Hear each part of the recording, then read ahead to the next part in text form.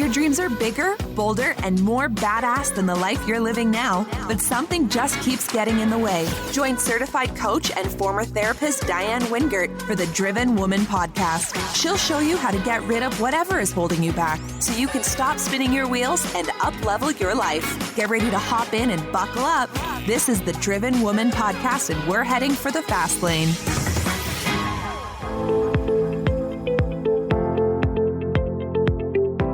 Well, hey there, Driven Woman, and welcome back to the podcast. I am really excited to share a very important topic with you today. As a matter of fact, I kind of think it just might be the most important topic I've discussed yet. What are we talking about? Dealing with expectations, our own and especially other people's. You see, when I first started coaching female entrepreneurs, they told me they wanted to get more done.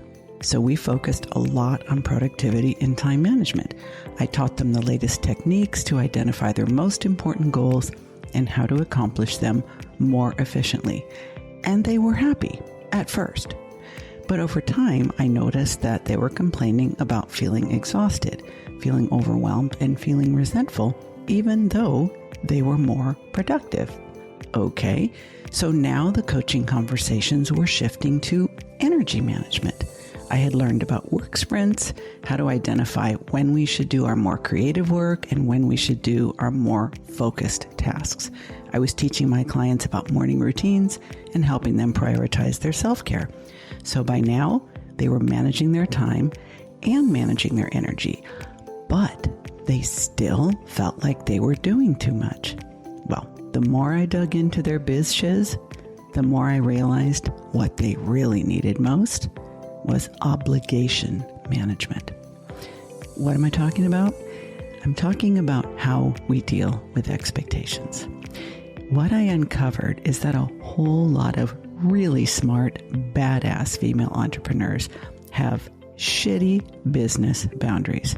They're over-delivering, undercharging, leaving money on the table, and avoiding uncomfortable conversations with both clients and team members. They wanted to be more productive. They wanted to have more energy. But the real problem is that they were doing things they didn't want to be doing because they felt obligated and didn't feel confident about bringing up the topic and making those changes. So we are going to get up into it, starting with this episode, because if you are doing more than you should, or frankly, not even more, if you are doing things you don't want to be doing in your business or life, because you feel guilty if you think you'll feel guilty if you stop, or you just feel obligated to keep on doing it, you are going to keep on draining your energy and not feeling productive. So sit tight, keep your seatbelt buckled, and hold on just a minute while I share this week's pod praise from Jessica Foley, who happens to be a member of our Facebook group. She writes, I've been meaning to write a review since I heard about this podcast and listened to my very first episode. If you are a driven woman who just might be gifted or have a higher than average IQ, listen to Diane. It's like she knows how your brain is working and how to challenge it. She's amazing, and so are her guests. Well, hey, as far as podcast reviews go, they don't get any better than this. Thank you, Jessica. So listen, if you have trouble with obligations, expectations, boundaries, and trying to get it all done, you're going to want to play this one more than once. Just saying. Okay, here we go.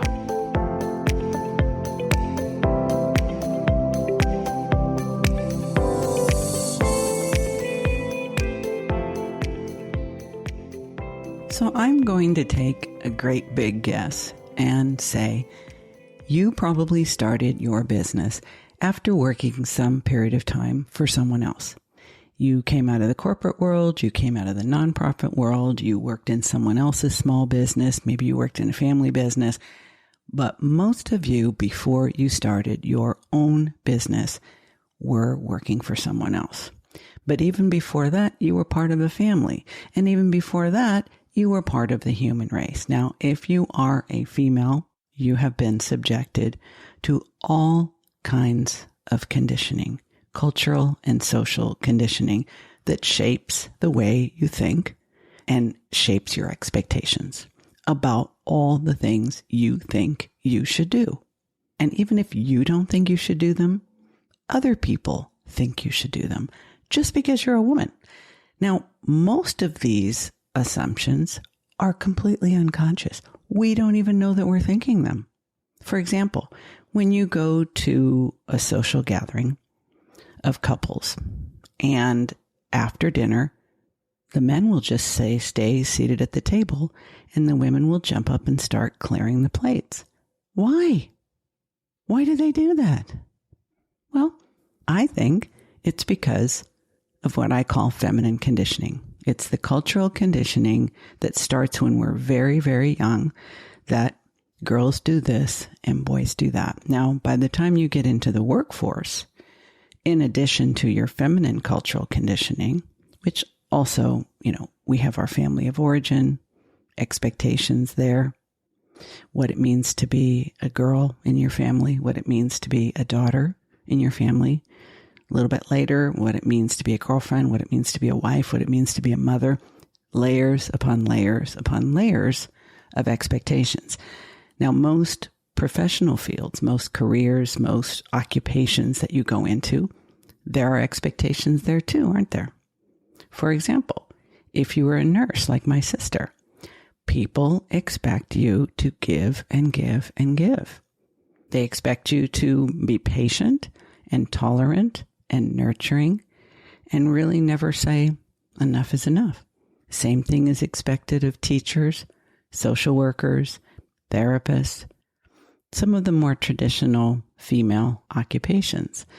But when women don't understand that they can say no, and they can say not now or not this much, inevitably all of us are at risk for burnout. I was a psychotherapist before I became a coach. There are a lot of expectations of psychotherapists. They are expected to be tremendously patient with their clients. They are expected to be tolerant. They are expected to give their clients unconditional positive regard, even if the client treats you like shit. I had a borderline client, for those of you that know what that is, who was extremely abusive towards me. If I was even so much as 1 minute late to collect her from the waiting room, on one occasion I was 5 minutes late because I was waiting to receive a call from a psychiatrist that I'd been trying to get a hold of. I was 5 minutes late. By the time I got out to collect her in the waiting room, she had texted me 71 times, and they were becoming increasingly abusive. Now, I didn't want to take that anymore. And when I told the psychiatrist who referred her, I didn't want to work with this client anymore, he was outraged, never referred another client to me again. Why? Because the professional indoctrination and expectations of being a therapist are, well, you're dealing with people with mental disorders. What do you expect? As though there would never be a point where I would say, okay, I'm out. Well, if you have a family that tends towards being codependent, you're going to have a lot of trouble setting boundaries in business as well. So you see where I'm going with this. There are a lot of expectations of us as women that you give and give and give and give and give. And even if we have learned to say, stop, no, no more, I don't want to, when you start a business, oftentimes you overextend yourself, especially in the beginning. You may start at a lower price point than your competitors as a way of establishing yourself. You may go above and beyond what's in the contract or client agreement as a way of delighting your customers so that they tell others and your business has the opportunity to grow. Most female entrepreneurs do those things in the beginning. But what I've noticed is that when you start your business by over-delivering, undercharging, and not setting clear boundaries around your scope of work, it's extremely difficult to make those changes later. Not only because if you have long-term clients and they're used to being treated in this way and now you don't want to, they will experience that not only as a change, but as a loss. And because of that, we won't want to put those things into place.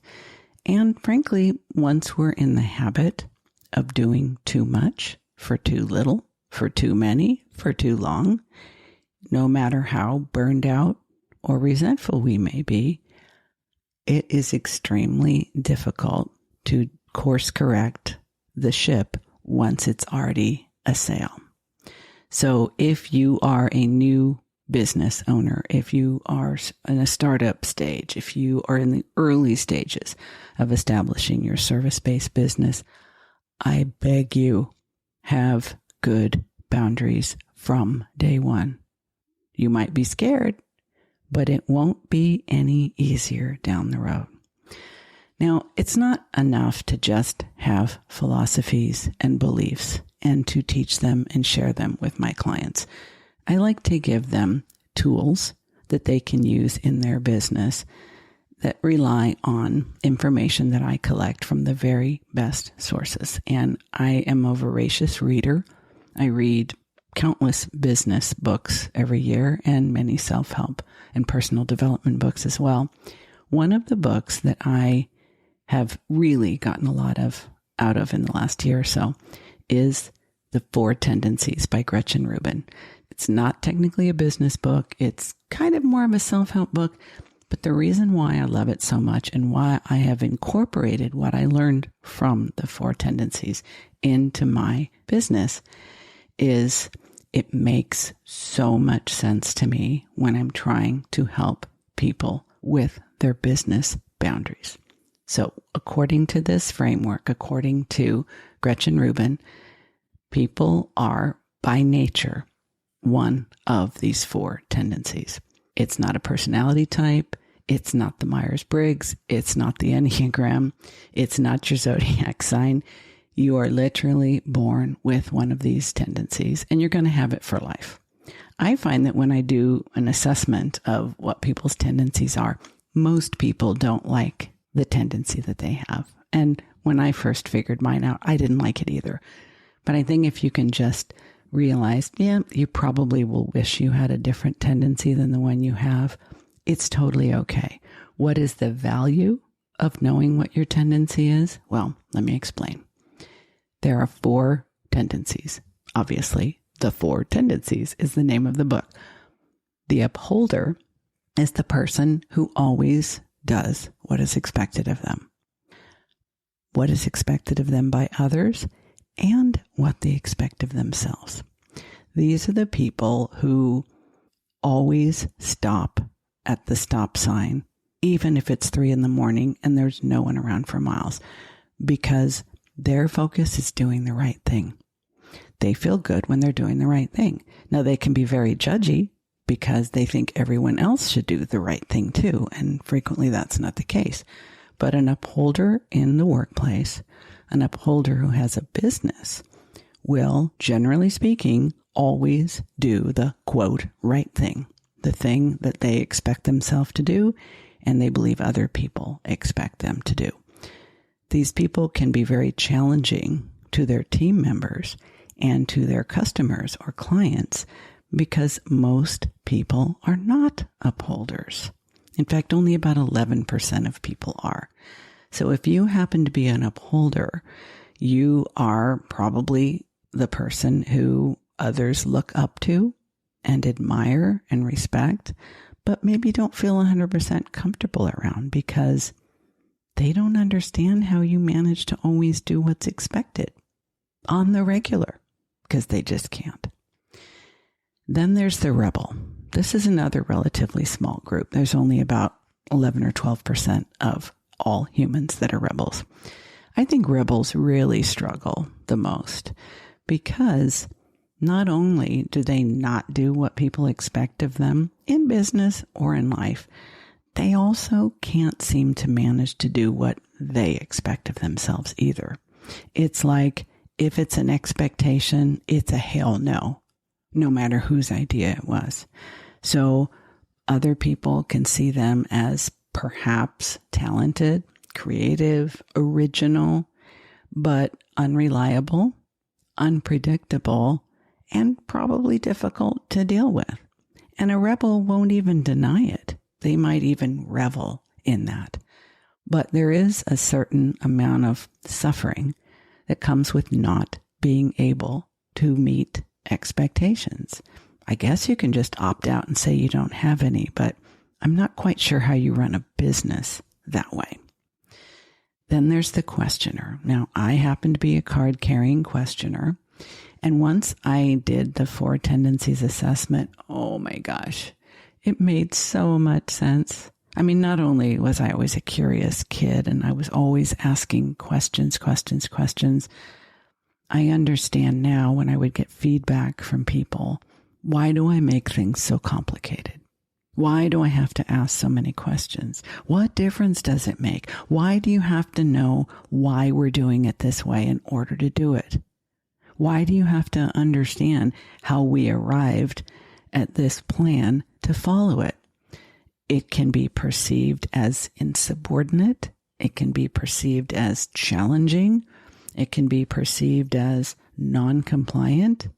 I sometimes was felt to be difficult to manage by bosses I had, especially male bosses, who expected compliance.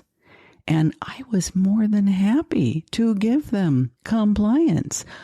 But first, because I'm a questioner, I had questions. They weren't conditions. They weren't my terms, although I think that's how they were perceived. I just needed to understand to my satisfaction what was being asked of me and why.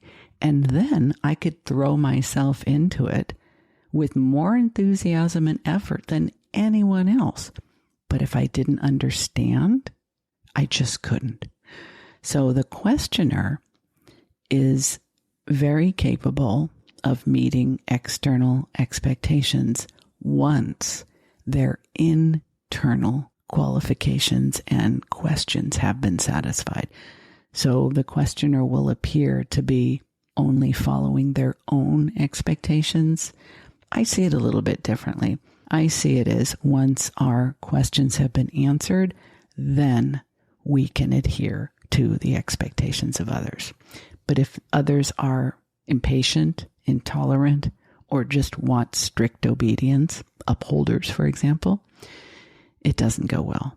If someone like me who's a questioner has an upholder boss or spouse, it usually creates a lot of friction. Now, I think it's something like 17 or 18% of people are questioners. Now, who are all the rest?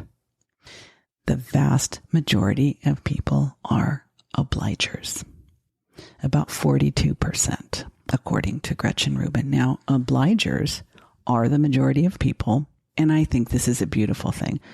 Unfortunately, when I let most of my clients know that they're obligers, they don't like it. They want to be upholders. And I understand. Obligers need to be obligated to someone else to get themselves to act. Obligers can rise to the challenge to meet someone else's expectations, but they'll often disappoint themselves. So how might that look? They'll stay up all night to meet a deadline, a self-imposed deadline for a client, but then they won't be able to get themselves to the gym even though they've hired a trainer and paid in advance. So if it's for someone else, if the expectation is of them by someone else, they will rise to the challenge. But if it's just for them, like self-care, oftentimes it's a no. Now, what difference does it make what your tendency is? Is this just one more classification system that we can take a little quiz and, well, that's nice to know, so what? No, I think this one's different. I think it's especially different for female entrepreneurs. And here's the reason why. If we don't understand why we can't get ourselves to act when someone is expecting something from us, or we are expecting something from ourselves, it's very frustrating. It can be, we can go into a real downward spiral of self-hate and self-loathing and throw in the imposter complex and self-sabotage and all of that. And I will have plenty of women tell me, oh, I have everything I need to be successful, but I just keep sabotaging myself. Or they'll tell me, oh, I should have been much more successful by now, but I guess I'm just lazy. I refuse to accept those self-assessments on face value. And I'll say, that might be right. That might be true. But let's set it aside for now and see if, just in case it's something else. I find when people learn about the 4 tendencies and know what their tendency is, it can really open up their mind to recognizing how to leverage that tendency. And here's a perfect example. As a questioner, if I hire a coach or consultant, and I'm working with one right now, I let that person know, hey, I need to ask a lot of questions and make sure that I really fully, completely, deeply understand what you're asking of me in order to be able to do it. So if you tell me, I need you to do this week and make sure you get it back to me by such and such date, I cannot just blindly do it. I can't. I don't know how. I have tried, trust me, I have tried. But if you allow me some space to ask questions, well, what is the purpose of this? What is the strategy here? Why are we doing it this way? It may sound like I'm challenging your authority or questioning your competence. It is not so. And if you're an obliger and you have a brilliant idea, you just can't seem to get it done, even though you've made it a priority, even though you've carved out the white space in your calendar, what you actually need as an obliger is accountability. That may be in the form of a coach who checks in with you and says, show me your progress on this task. Let me know. Let me see it. Check in with me. An obliger will get it done under those conditions.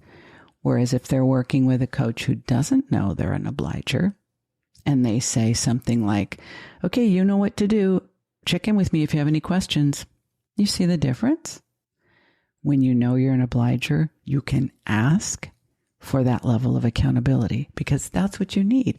And if you just take the blame game out of it, if you are not an obliger who thinks you should be an upholder, and if you are not a questioner who thinks life would be easier as an obliger, if you just accept whatever the heck of the 4 tendencies you are and learn how to work with it, I promise you, you will start meeting expectations more regularly and with a lot less stress. Now, in a future episode, we're going to talk a lot more about boundaries because boundaries are really important to understand when you're meeting expectations that you shouldn't be meeting anyway. Those are not the kind of expectations that we want to help you get better at meeting. So stay tuned for that. We will be coming back to the topic of boundaries very soon. But in the meantime, if you would like a report on the book, The 4 Tendencies, so you don't have to go out and buy it. It identifies the 4 different tendencies, how to know which one you are, and more importantly, how to work with the tendency you have. I created a really nice PDF download. Everything is all laid out, and I think it's a real nice shortcut so you don't need to get the book unless you want to. So if you would like that, I'll make sure there's a link in the show notes. You just click on the link, enter your email address, and you will get it automatically. So I hope you like that. And that's all for now. Stay driven, women. Hey, it's Diane. Can I be honest with you? At the beginning of each new year, I always told myself, this is the year I'm going to get my habits dialed in. This is the year I'm going to be crystal clear about my goals and I'm going to crush them. This is the year I'm going to get my shit together on every level and I'm going to do it all by myself. Been there, done that, got a whole stack of t-shirts. But it wasn't until I started working with my own coach that I realized what a difference it makes to have guidance, support, and accountability from someone who's not only like-minded, but like-brained. Yeah, I'm talking about another driven woman, entrepreneur, who also has ADHD and has got it going on. I have 2 openings in my signature one-on-one 12-week coaching program, and one of them might have your name on it. There's a link to a free consult with me in the show notes if you think this might be the year that you really get serious and go all in on an ADHD-friendly business and life. While you're thinking about that, have a listen to what one of my clients' success stories has to say about the difference it made to work with me.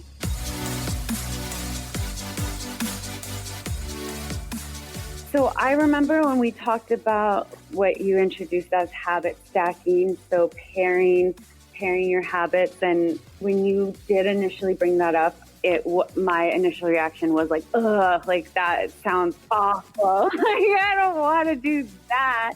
But that was like one of the first shifts that our work together had changed. And that is something that I'm grateful for every day. So the first thing I do in the morning is I go pee. And so what your advice was, take your medication, right after, have your glass of water there in the bathroom.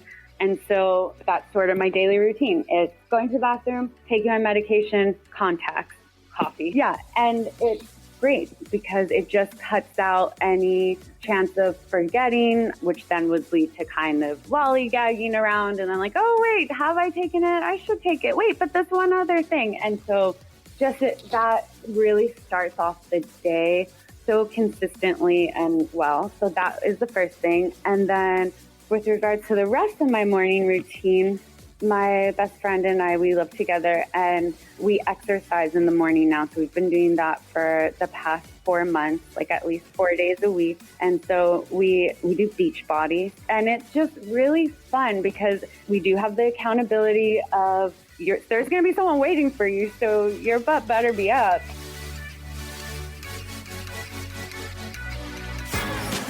You've been listening to the Driven Woman Podcast with Diane Wingert. Want more straight talk and strategy each week that will take you from spinning to winning? Don't forget to hit subscribe in your podcast player so you won't miss a single episode. Then head on over to the Driven Woman free and private Facebook group community. See you there.